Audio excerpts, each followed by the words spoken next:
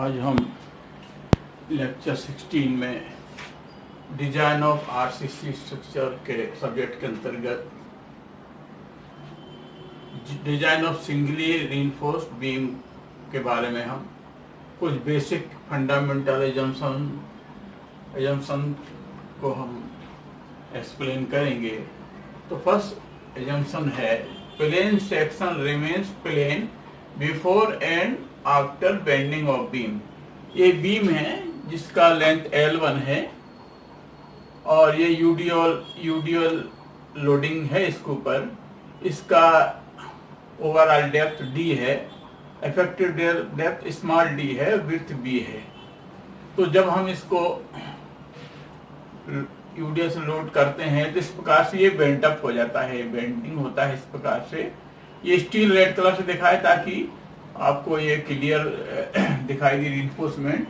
और ये axis of the beam है। तो जब बेंड होगा ये लोड की वजह से, तो ये है कि इसका before loading and after loading section plane रहेगा। ये तो बिफोर लोडिंग ये इस प्रकार प्लेन रहेगा और आफ्टर लोडिंग भी ये इस प्रकार से रहेगा। लेकिन ये सेक्शन जो है प्लेन रहेगा, लेकिन ये जो है इस सेंटर में ये वर्टिकल रहेगा सेक्शन, और जैसे ये बेंट अप है तो ये इस प्रकार से टिल्ट हो जाएगा, लेकिन ये सरफेस प्लेन रहेगा, सेक्शन का सरफेस प्लेन रहेगा। यानी ये जैसे सरफेस है, इसका बीम का सरफेस है, तो ये ऐसा बेंट अप नहीं होगा, ये प्लेन ही रहेगा। अब ये जो है चाहे वो सेंटर पार्ट में हो चाहे इधर हो, ये टिल्ट हो सकता है, लेकिन ये बेंट अप नहीं होगा, प्लेन ही रहेगा ये, है ना। ये इस प्रकार से नहीं रहेगा ये। तो ये बताने की कोशिश की है। और ये जब यूडीएल सिंपली सपोर्टेड बीम है, L1 लेंथ है, तो टॉप पे कंप्रेशन आएगा, कंप्रेसिव स्ट्रेस आएगा, और बॉटम में टेंसाइल स्ट्रेन आएगा। तो कंप्रेसिव स्ट्रेस की वजह से कंक्रीट के ये लेंथ जो है रिड्यूस हो जाएगी, L1 से L2 हो जाएगी। ये L2 लेस देन L1 है और ये लेंथ से कम है। और ये टेंसाइल जोन में जो है ये इंक्रीज हो जाएगी लेंथ, यानी L3 हो जाएगी। L3 is more than L1 यानी ओरिजिनल लेंथ से, इस प्रकार हो जाएगी ये। तो ये इस प्रकार का रहेगा ये। और सेकंड में इन limiting state maximum strain in concrete occurs at outermost compression fiber is 0.0035। यानी ये compressive limiting state maximum strain जो है कंक्रीट की occurs at the outermost compressive fiber। ये outermost compressive fiber यानी outermost यहाँ पर, इस पर अगर देखा जाए ये बीम का सेक्शन बनाए हमने, ये ओवरऑल डेप्थ है, इफेक्टिव डेप्थ है, ये विड्थ है। तो आउटर मोस्ट फाइबर यानी ये ऊपर आया आउटर मोस्ट ये है, और इसमें इस प्रकार देखें तो ये आउटर मोस्ट फाइबर में 0.0035 स्ट्रेन की वैल्यू रहेगी, इससे ज्यादा नहीं रहेगी। इसके बाद अगर ज्यादा स्ट्रेन होगा तो ये कंक्रीट क्रश हो जाएगा, क्योंकि कंक्रीट ये हम जानते हैं concrete strong in compression and weak in tension. तो ये अप टू 0.0035 स्ट्रेन तक सेफ रहेगा। जैसे हम ये स्ट्रेस डायग्राम कंक्रीट का है, तो ये जो है FCK क्या है, एक कैरेक्टरिस्टिक स्ट्रेंथ ऑफ कंक्रीट है। ये है 0. इसमें डिवाइड करेंगे पार्शियल सेफ्टी फैक्टर का, इसमें 1.5 लेते हैं तो डिवाइड करेंगे तो 0.67 FC आ जाएगा। ये स्ट्रेंथ जो है ये जो है ये फील्ड में यानी स्ट्रक्चर पर हमको ये कैरेक्टरिस्टिक स्ट्रेंथ 0.067 मिलेगी।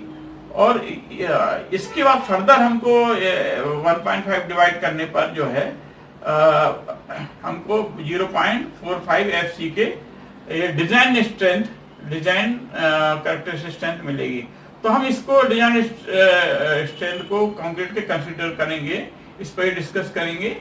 तो ये हमारा जैसे ये है ये यहां तक हमने देखा है कि ये जो है स्ट्रेन 0 से 0.002 तक 0.002 तक जो है हमारा ये क्या है, पैराबोलिक है, यानी ये पैराबोलिक है। और ये इसकी डिस्टेंस क्या है, 4/7 XU। अगर टोटल ये XU है डिस्टेंस, ये XQ यहाँ से यहाँ तक ये है, तो ये 4/7 XQ तक ये पैराबोला रहेगा, यानी ये इस डिस्टेंस तक पैराबोला रहेगा। और इसके बाद ये स्ट्रेट लाइन एज्यूम करते हैं, 3/7 XQ एज्यूम करते हैं। और इसकी maximum value top fibre compressive fibre पर 0.45 FC के आएगा।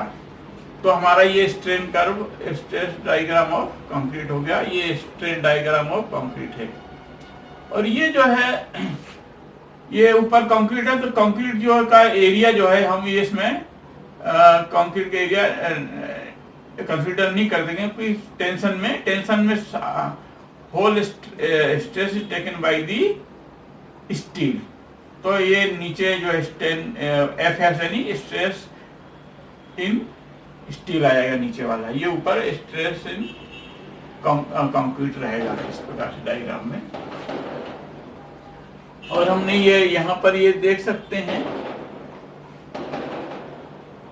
ये further stress strain curve of concrete up to 0.002 is parabolic, हमने बताया है 0 से 0.02 तो पैराबोलिक रहेगा। And then it constant up to limit state of 0.0035। इसके बाद ये कांस्टेंट रहेगा, ये हॉरिजॉन्टल लाइन रहेगी, ये इस प्रकार से रहेगा, कांस्टेंट रहेगा। The tensile strength of concrete is ignored. Concrete की टेंसाइल स्ट्रेंथ को इग्नोर करते हैं, इसलिए area below the neutral axis को भी, एरिया ऑफ द कंक्रीट को भी हम नेग्लेक्ट करते हैं। The stress in the steel correspond to the modular elasticity of strain of steel. In steel, yes, maximum stress in steel equal to Fy upon gamma m, यानी characteristic stress of steel divided by partial safety factor of steel. तो Fy upon 1.15 लेते हैं, steel में कम लेते हैं factor से, partial safety factor, क्योंकि ये फैक्ट्री में एक मैन्युफैक्चर किया जाता है, इसलिए इसमें ज्यादा संभावना नहीं रहती है मिस्टेक की या कोई प्रकार की। और कंक्रीट में 1.5 इसलिए लेते हैं क्योंकि फील्ड में मैन्युफैक्चर किया जाता है, फील्ड में बनाई जाती है कंक्रीट, तो इसमें कुछ कमियां रह सकती है, इसलिए उसमें पार्शियल सेफ्टी फैक्टर जो है 1.5 लेते हैं। तो ये हमारा ये डायग्राम इस प्रकार से है ये। और maximum strain in steel is at tension at failure. Strain के फेल्योर पर कितना रहता है, 0.002 प्लस 0.87 Fy अपॉन ES। ये देखिए यहाँ पर हमने पहले भी बताया, पिछले लेक्चर में भी स्ट्रेन कर्व है स्टील का। तो ये पहले ये इस प्रकार से हम जो है आइडियलाइज कर देते हैं स्ट्रेन कर्व को।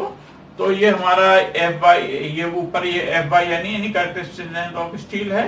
और डिजाइन कर्व की जो रहेगा ये वाला है डिजाइन कर्व। तो इसमें हम Fy डिवाइडेड बाई 1.15 करेंगे तो 0.87 Fy आ जाएगा। तो हम इस कर्व हमारे कंसिडर करेंगे अपने डिजाइन में।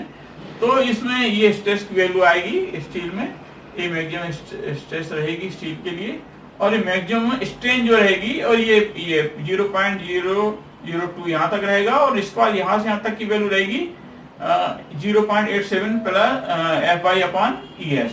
तो टोटल हो जाएगी 0.002 प्लस 0.87 Fy अपॉन ES, यानी मॉडल ऑफ इलास्टिसिटी। तो हमारा ये इस प्रकार से हमारा ये लेक्चर बेसिक फंडामेंटल का स्टील सिंगली रिइंफोर्स्ड बीम का हमने आपको कुछ फंडामेंटल बताया, आपको जरूर क्लियर हुआ होगा। तो आपको इसको लाइक करें, स्टूडेंट को शेयर करें ताकि उनको भी इसका लाभ मिले, और चैनल को सब्सक्राइब करें, बेल बटन को प्रेस करें ताकि जो भी वीडियो हम डालें आपको तत्काल इसकी जानकारी मिले। और आपको अगर इसमें कोई डाउट है तो आप हमें कमेंट में लिख सकते हैं, हम उसका आंसर देने की और उसको सॉल्व करने की कोशिश करेंगे। Okay, thanks.